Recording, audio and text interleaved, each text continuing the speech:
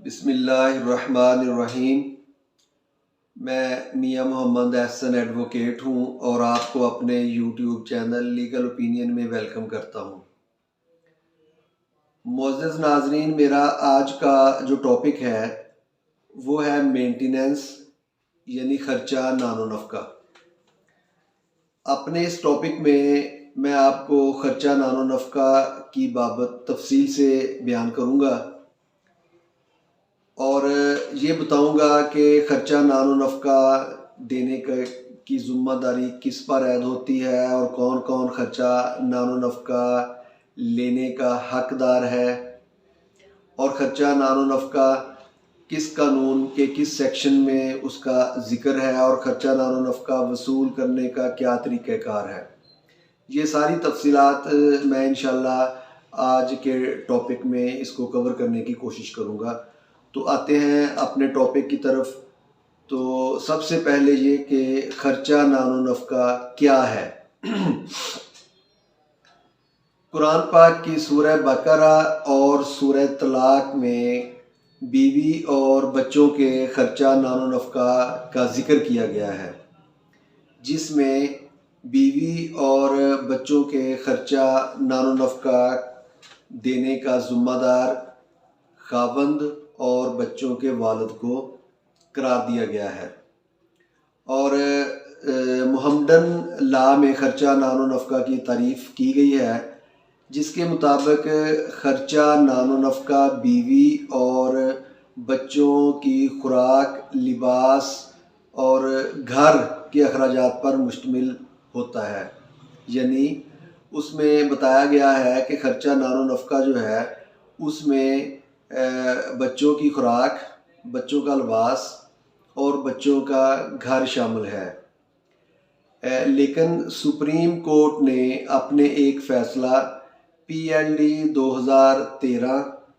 Page 557 में ख़र्चा नानो नफ़का या मेंटेनेंस जो है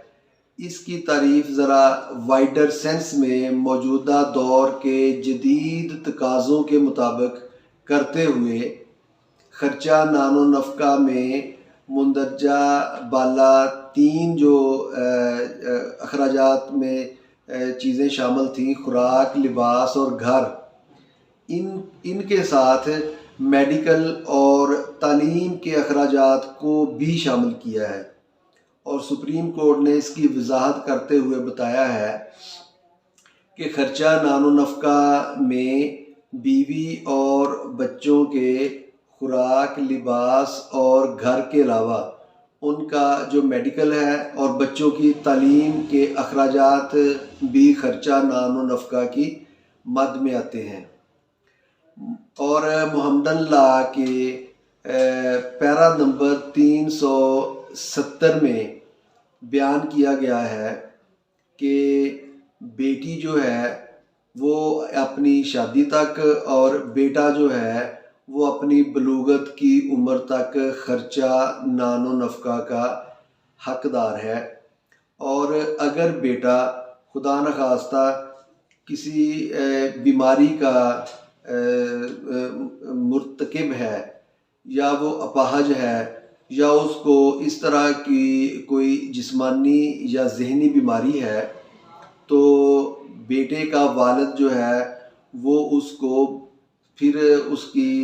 जब तक वो अपाहज रहता है या पूरी ज़िंदगी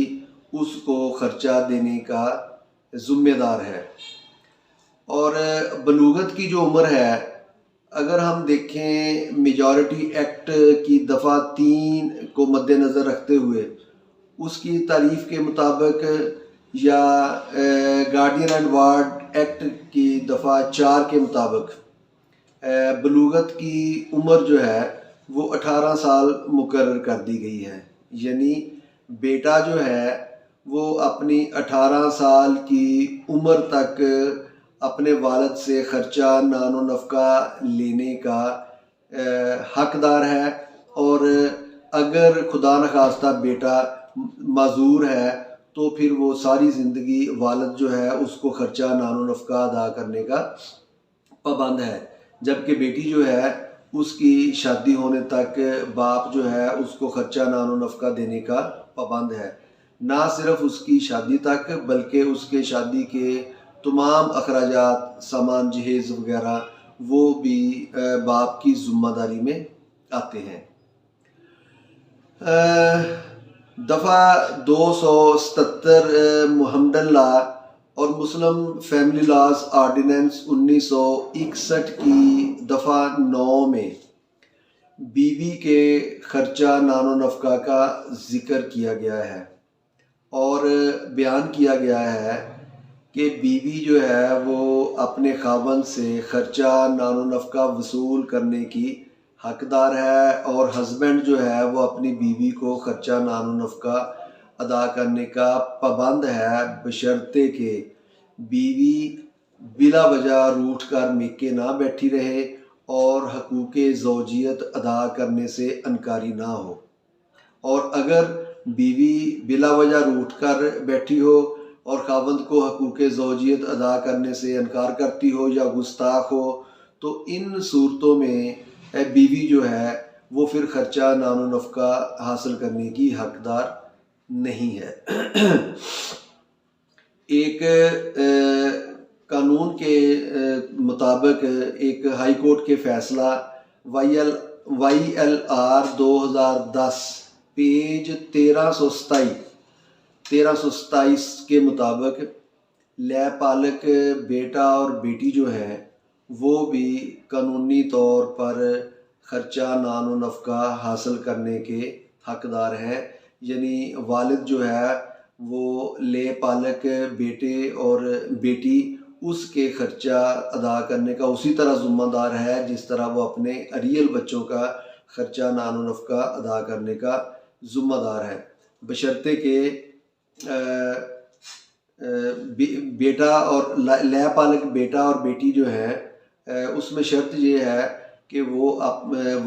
जो विरासत है उसमें वो हकदार नहीं होंगे, लेकिन खर्चा नानो नफ़का उसको वसूल करने के वो कानूनी तौर पर हकदार हैं। और खर्चा नानो नफ़का जो है लिमिटेशन एक्ट की दफ़ा 120 के तहत खर्चा नानो नफ़का साबका 6 साल तक का जो है वो वसूल किया जा सकता है। यानी बीवी अपने साबका 6 साल और बच्चों के साबका 6 साल तक के खर्चा नानो नफ़का का दावा दायर कर सकती है। लेकिन एक हाई कोर्ट के एक फ़ैसला के मुताबिक कोर्ट ने 2018 YLR पेज 128 में दर्ज करदा फ़ैसले के मुताबिक हाई कोर्ट ने बीवी के साबका 30 साल का खर्चा जो है वो खावंद को उसका ज़िम्मेदार करार दिया और फ़ैसला सादर फरमाया कि चूँकि साबका 30 साल से खावंद ने अपनी बीवी और बच्चों को खर्चा नानो नफ़का अदा नहीं किया, इसलिए खावंद जो है वो साबका 30 साल के खर्चा नानो नफ़का और बेटी की शादी के तमाम अखराजात का ज़िम्मेदार है। मुस्लिम फैमिली लॉज आर्डिनेंस की दफ़ा 9 जो है उसके मुताबिक बीवी अपने बच्चों का खर्चा नानो नफ़का हासिल करने के लिए एक दरख्वास्त जो है वो सेक्रेटरी यूनियन कौंसिल को भी गुजार सकती है और जो फैमिली कोर्ट के इख्तियारात हैं वो अपनी जगह पर मौजूद हैं और मौजूद रहेंगे, लेकिन बीवी को ये हक हासिल है कि वो अगर कोर्ट में नहीं जाना चाहती तो वो सेक्रेटरी यूनियन कौंसिल के पास एक एप्लीकेशन गुजारेगी जिसमें वो अपने और अपने बच्चों के जो मेंटेनेंस है उनके जो खर्चा नानो नफ़का है उसकी बाबत रिक्वेस्ट की जाएगी। तो सेक्रेटरी यूनियन कौंसिल जो है वो आर्बिट्रेशन कौंसिल तश्कील देगा और आर्बिट्रेशन कौंसिल जो है वो दोनों फ्रीकैन को सुनने के बाद खर्चा नानो नफ़का जो है उसका तयन करेगी और खर्चा नानो नफ़का के इस फ़ैसला के ख़िलाफ़ अगर कोई ग्रीव्ड पार्टी है, अगर यानी अगर कोई फ़रीक दोनों में से मियाँ या बीवी उन दोनों फ़रीक़ैन में से अगर कोई फ़रीक ये समझे कि फ़ैसला जो है वो उसमें मेरिट के मुताबिक नहीं हुआ, तो वो उस फ़ैसले के ख़िलाफ़ डिप्टी कमिश्नर उसके पास अपील की जाएगी और फिर डिप्टी कमिश्नर का जो फ़ैसला होगा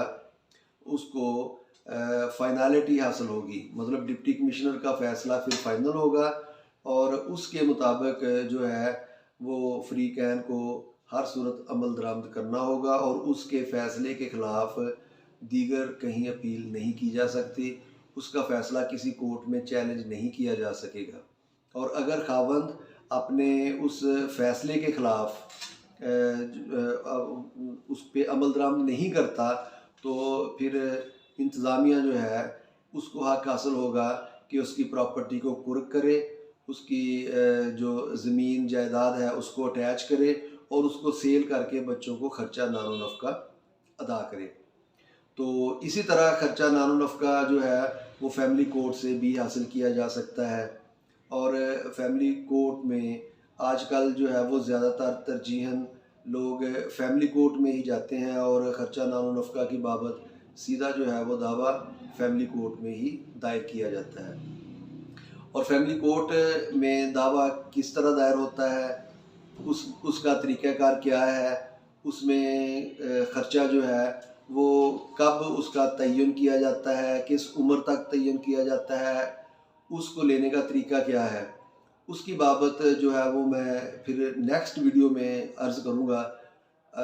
चूँकि अब वीडियो जो है वो फिर ज़्यादा लंबी हो जाएगी, मैं इंशाल्लाह एक अगली वीडियो बनाऊँगा जो इसका पार्ट 2 होगी और उस पार्ट 2 में फिर ये बयान किया जाएगा कि फैमिली कोर्ट में ख़र्चा नानो नफ़क़ा का दावा कैसे दायर होगा, उसमें अबूरी ख़र्चा का क्या तरीक़ाकार है, अबूरी ख़र्चा कब उसका तय्युन किया जाएगा और जो है वो फ़ाइनल ख़र्चा और फिर उसको लेने का क्या तरीक़ाकार होगा और अगर बाप ख़र्चा नहीं देता तो फिर उसको कैसे वसूल किया जाएगा, दादा जो है उससे किस सूरत में ख़र्चा जो है वो वसूल किया जा सकेगा। इन तमाम जो बाकी ये बातें रह गई हैं इनकी तफ़सील जो है मैं इंशाल्लाह आने वाली वीडियो में अर्ज़ करूँगा। अगर इस आज की वीडियो की बाबत आपका कोई क्वेश्चन है या किसी बात की समझ आपको नहीं आई, तो इसकी बाबत आप नीचे कमेंट सेक्शन में कमेंट भेजकर आप मुझसे जवाब वसूल कर सकते हैं या फिर मेरे व्हाट्सएप नंबर पर टेलीफ़ोन कॉल करके इसकी बाबत जो है वो जवाब वसूल किया जा सकता है। अपना बहुत सारा ख्याल रखिएगा। अल्लाह ताला मेरा और आपका हामी व नासिर हो। वस्सलाम।